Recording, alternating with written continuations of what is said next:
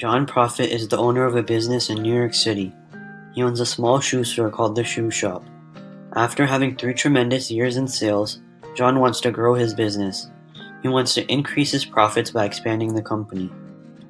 However, he does not want to do a lot of work. He considers merging with another small business owner, but he is not willing to make a big commitment with another company. He knows his brand has the potential to be an industry leader in the shoe business. After spending time doing research and looking at examples of current successful businesses, he narrows his list down to 3 options: joint ventures, cooperatives, and syndicates. Joint ventures satisfy John's want to work less and not make a commitment. John learns joint ventures are agreements between 2 companies to form a business entity. The entity is formed to either achieve a specific task or to operate for a period of time. For John, it would be for a specific time period in order to increase profits. John spends time evaluating the benefits and disadvantages of joint ventures. He lays out the advantages first.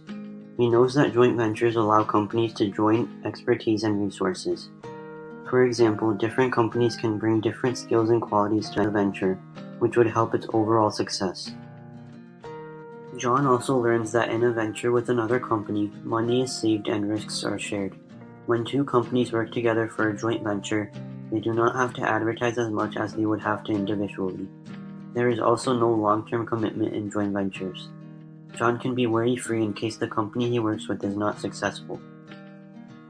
John Profit also goes over the disadvantages and tries to see if they balance out the advantages. He learns that profits are shared between companies and ventures. He also sees that there could be location conflicts if companies are located too far away from each other. The last risk that he reads about is that there could be a lot of misunderstandings between the 2 companies involved. He then evaluates if joint ventures are good for his business. While researching, John reads about the successful joint venture between Google and NASA. He learns about how they combine their individual companies in order to better the space program. He reads about how the venture helped both organizations grow and become better. This makes him realize that joint ventures are good for all companies, especially small businesses looking to expand. John liked the idea of becoming a joint venture, but he also likes the idea of becoming a cooperative. Cooperatives appeal to John because of the increased benefits. He also finds the financial assistance and special treatment from the government to also be particularly attractive. John also likes how there is a higher chance for stability than in regular businesses. The limited liability based off investment also appeals to John's liking. This means that John can invest a smaller amount but still have equal influence with decreased liability. John is very happy with all of the benefits. However, he still needs to take into account for the negative aspects of a cooperative. He realized that it would be hard to do anything he wants in his business because of the elongated decision-making process. John also doesn't like how hard it is to gain wealthy investors. He doesn't want to pay the majority to keep the business operational. John is still intrigued by the idea of becoming part of a cooperative. He saw the success that Ace Hardware has from their cooperative. He learned that the company had partnerships with many different tool makers. He also saw how Ace Hardware was highly widespread throughout the world. John realized how beneficial a cooperative could be and is considering becoming a part of one. John looked at the various forms of business that he could be in and chose that a joint venture would be best for his company. After deciding that John wants to be in a joint venture, he realized that he needs to take out a loan for the business in order to gain more capital to invest in the business. Doing this will allow John to rapidly expand his business to the shoe conglomerate that he wants it to be. John goes to the bank and gets a $200,000 loan from them, which he will use to help grow the business.